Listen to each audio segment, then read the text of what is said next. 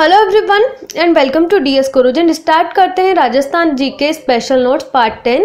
संपूर्ण राजस्थान जीके के short notes यहाँ पर प्रोवाइड करवाए जाएंगे और आज का जो अपना टॉपिक है वो है राजस्थान प्रमुख बांध और नदियाँ। और इसी टॉपिक से 2 या 3 क्वेश्चंस ऐसे होते हैं जो एग्जाम्स में बनते हैं। इसके बारे में आपको भी जानकारी होगी फ्रेंड्स, तो इस टॉपिक को ध्यान से पढ़ना आप, क्योंकि इससे क्वेश्चन जरूर बनता है। तो राजस्थान की नदियाँ प्राकृतिक रूप से बहती हुई जलधारा जो सागर में गिरे उसे कहते हैं अपन नदी। वो जलधारा जो क्या हो प्राकृतिक रूप से बहती हो और सागर में गिरती हो उसे नदी कहा जाता है। इसके बाद है राजस्थान के नदी तंत्र को प्राकृतिक रूप से 3 भागों में बांटते हैं। इसके बारे में भी आपको जानकारी होगी। बंगाल की खाड़ी का नदी तंत्र जो नदियां बंगाल की खाड़ी में गिरती हैं, अरब सागर का नदी तंत्र जो नदियां अरब सागर में गिरती हैं, और आंतरिक अपवाह तंत्र वो नदियां जो राजस्थान में ही लुप्त हो जाती है, आंतरिक भागों में ही बहकर लुप्त हो जाती है। इस तरह से 3 पार्ट्स में इसको डिवाइड किया गया है। तो एक बार अभी जो एलडीसी का रिसेंट एग्जाम हुआ था उसमें यही क्वेश्चन पूछा गया था कि इनमें से आंतरिक प्रवाह वाली नदी कौन सी है, आंतरिक प्रवाह तंत्र से संबंधित नदी कौन सी है। तो वो इसी तरह से आपको सारी नदियों के नेम इसमें ध्यान रखने हैं ताकि आपका जो क्वेश्चन हो एकदम करेक्ट जाए। बंगाल की खाड़ी का नदी तंत्र, अब इसमें जो नदियां शामिल है वो है एक तो चंबल, बनास, बेड़ज, कोठारी, खारी, मानसी, मोरेल, पार्वती, कालीसिंध, परवान, आहू, निवाज, बामनी, कुराल, गंभीरी, गंभीर और बाणगंगा। ये नदियां इसमें सम्मिलित है बंगाल की खाड़ी नदी तंत्र में। ये सभी नदियां बंगाल की खाड़ी में जाकर गिरती है। अब देखिए चंबल नदी के बारे में जानकारी लेते हैं। इसका उद्गम विंध्याचल पर्वत के उत्तरी ढाल में से होता है। मरुमहू के पास जनापाओं की पहाड़ी से निकलती है जो मध्य प्रदेश के उत्तर पश्चिम की ओर बहती है, फिर उत्तर पूर्व की ओर बहते हुए राजस्थान में चित्तौड़गढ़ के 84गढ़ नामक स्थान में प्रवेश करती है।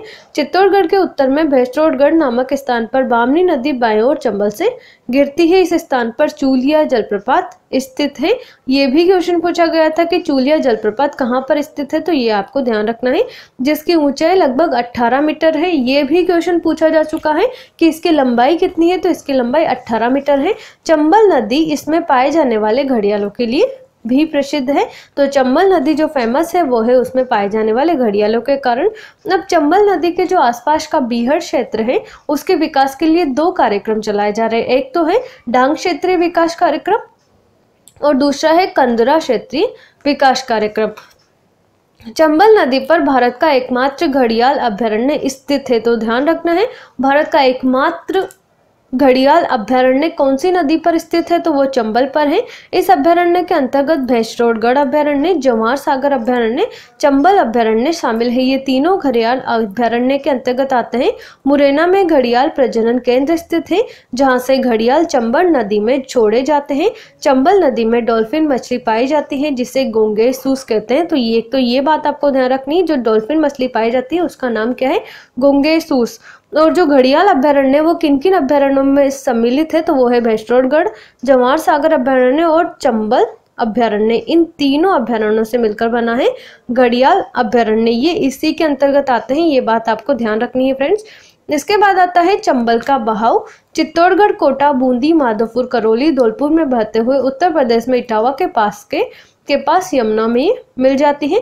चंबल नदी यमुना की सबसे लंबी सहायक नदी है। कोटा, बूंदी व करौली में यह नदी घाटी भ्रंश दरार में बहती है। राजस्थान व मध्य प्रदेश के बीच 250 किलोमीटर 241 किलोमीटर लंबी सीमा बनाती है। 250 भी कुछ बुक्स में लिखा हुआ है और कुछ जगह पर जो डेटा मिला है वो 241 लिखा हुआ है। तो आप अगर आपके 250 आ जाता है ऑप्शन में तो आप 250 लिखिए, बाकी अगर 241 आ जाता है तो आप 241 लिखिए, क्योंकि बुक्स में जो है इसका कंफर्म नहीं दिया हुआ है, इसलिए हमने आपको दोनों ही आंकड़े बता दिए हैं। इसके बाद है राजस्थान में चंबल की कुल लंबाई 135 किलोमीटर है। चित्तौड़गढ़ से सवाई माधोपुर तक चंबल की कुल लंबाई 966 किलोमीटर है। चंबल का उपनाम है कामधेनु, चर्मनवती, सदानीरा, नित्यवाही। और दोस्तों यही क्वेश्चन पूछा गया था कि पर्यायवाची यह किसका पर्यायवाची है। 3 पर्यायवाची वहां पर दिए हुए थे और पूछ लिया गया था एग्जाम में, हिंदी का जो पेपर होता है उसमें। चंबल नदी पर स्थित बांध उत्तर से दक्षिण क्रम में, उत्तर से दक्षिण नॉर्थ टू साउथ बताया गया है। सबसे पहला है बैराज बांध, कोटा बैराज बांध। कोटा में स्थित यह अवरोधक बांध है। कोटा बैराज बांध से सिंचाई के लिए नहरें निकाली गई है। जवाहर सागर बांध ये भी कोटा में स्थित है, इससे जल विद्युत उत्पादित होता है, इससे सिंचाई नहीं होती है। इसके बाद आता है राणा प्रताप सागर बांध, चित्तौड़गढ़ में स्थित बेसरोडगढ़ के पास जल विद्युत इससे उत्पन्न होता है। इसके बाद आता है गांधी सागर बांध, यह राजस्थान से बाहर मध्य प्रदेश के मंदसौर जिले में स्थित है। उपयुक्त सभी बांधों को चंबल नदी घाटी परियोजना कहते हैं, जो राजस्थान की पहली परियोजना थी। ये सभी बांध जिस परियोजना के अंतर्गत आते हैं वो है चंबल नदी घाटी परियोजना, जो राजस्थान की पहली परियोजना थी। यह परियोजना राजस्थान और मध्य प्रदेश की संयुक्त परियोजना है, जिसमें 50-50% की भागीदारी है। चंबल व माही नदी दक्षिण से प्रवेश करती है। दूसरी पंचवर्षीय योजना में उत्पादन शुरू व पहली में स्थापना हुई थी। चंबल नदी पर कुल 8 लिफ्ट नहरें हैं, जिसमें से 6 लिफ्ट नहर बारां के लिए और 2 जो है वो है कोटा के लिए। तो ध्यान रखना है, 6 जो डिवाइड किया गया है, 6 दी गई है बारां को और जो 2 नहरें हैं वो है कोटा के लिए। तो ये दोनों आपको ध्यान रखना है, कितनी लिफ्ट नहरें हैं ये भी आपको ध्यान रखना है। इसके बाद आता है इंदिरा लिफ्ट नहर, सवाई माधोपुर में स्थित है। इससे करौली जिले को पेयजल व सिंचाई के लिए पानी मिलता है। इसकी जो कुल विद्युत उत्पादन क्षमता है वो है, जवाहर सागर बांध में 99 मेगावाट विद्युत उत्पादन होता है। राणा प्रताप सागर बांध से 115 मेगावाट विद्युत उत्पादन होता है। गांधी सागर बांध से 172 मेगावाट कुल उत्पादन होता है और 386 मेगावाट इसमें राजस्थान को 386/2 = 193 मेगावाट प्राप्त होता है। दाएं ओर से बाएं ओर में चंबल में मिलने वाली नदियां कौन कौन सी हैं? तो काली सिंध, पार्वती, आहू, परवान, निवाश तीनों अप्रत्यक्ष रूप से इसमें मिलती है। काली सिंध और आहू का संगम झालावाड़ में होता है, जहां गागरोन का किला स्थित है, जो एक जल दुर्ग है। बेसरोडगढ़ विशुद्ध रूप से जल दुर्ग है, जो बामनी व चंबल नदी के संगम पर स्थित है। काली सिंध, पार्वती व निवाश का उद्गम स्थल मध्य प्रदेश है और परवान का जो उद्गम स्थल है वो है झालावाड़।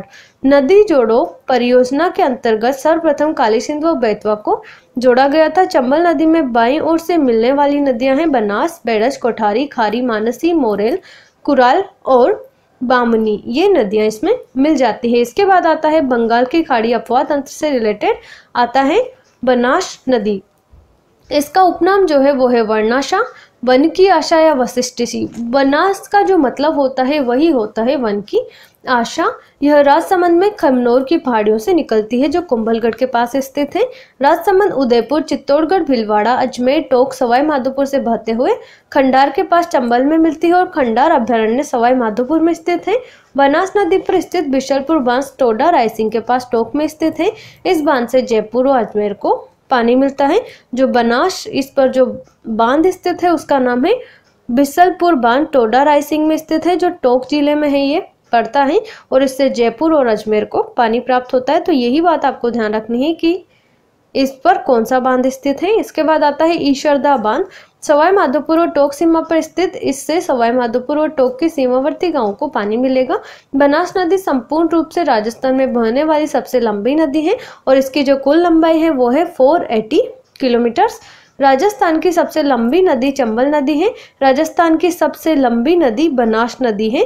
इसके बाद है बनास का अपवाह क्षेत्र 10.40% और चंबल का है 20.80%। तो दोस्तों राजस्थान की सबसे लंबी मतलब सबसे ज्यादा बहने वाली नदी है ये, और जो राजस्थान में ही स्थित है वो है बनास नदी।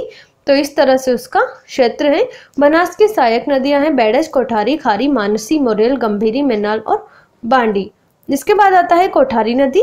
राजसमंद में दिवेर की पहाड़ियों से बिजराला नामक स्थान से ये निकलती है। राजसमंद भीलवाड़ा में बहती है, भीलवाड़ा में बनास में ये गिर जाती है।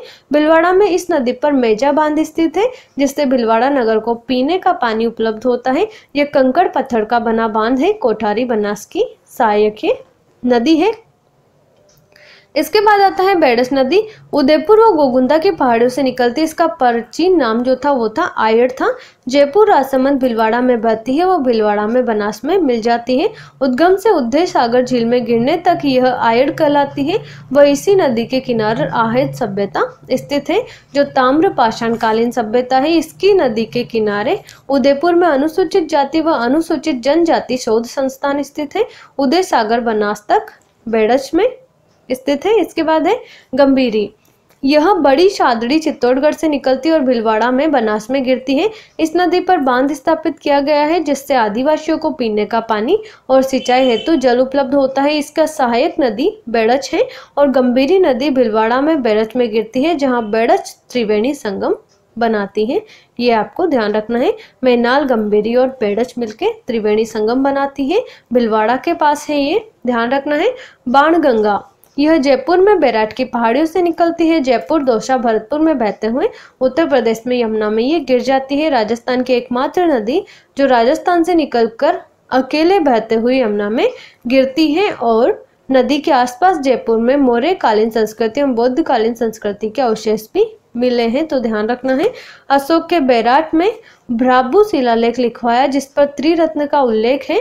और मत्स्य जनपद की जो राजधानी है वो विराटनगर है। उत्तरी पूर्वी राजस्थान में बहने वाली सबसे लंबी नदी जो है वो है बाणगंगा। और जनपद काल में इस नदी के आसपास का क्षेत्र मत्स्य जनपद कहलाता था जिसकी राजधानी विराटनगर थी। अब इसकी विशेषताएं क्या क्या है, तो बंगाल की खाड़ी में गिरने वाली नदियां अधिकांश प्रायद्वीप पठार से निकलती है। एक नदी अरावली से नहीं निकलती, जोजरी भीतरी, ये आपको ध्यान रखना है। मध्य प्रदेश से निकलकर राजस्थान में दक्षिण में प्रवेश कर बंगाल की खाड़ी में गिरने वाली नदी चंबल है। पूर्वी राजस्थान में बहने वाली नदियों में से अधिशेष पानी की मात्रा सर्वाधिक, ऊपरी पानी का जो सतही है वो कम है। तो आज के इस बंगाल की खाड़ी में गिरने वाली नदियों के इस वीडियो में इतना ही। बाकी जानकारी के लिए आप DS गुरुजी के साथ जुड़े रहें। और दोस्तों, ये जो नदी तंत्र है और ये जो अपने राजस्थान के बांध हैं, इनके बारे में पूरी जानकारी लेंगे, आपको 2 वीडियो जिस पर और प्रोवाइड करवाएंगे हम। और आज के लिए इतना ही। Thank you so much. Thanks for watching.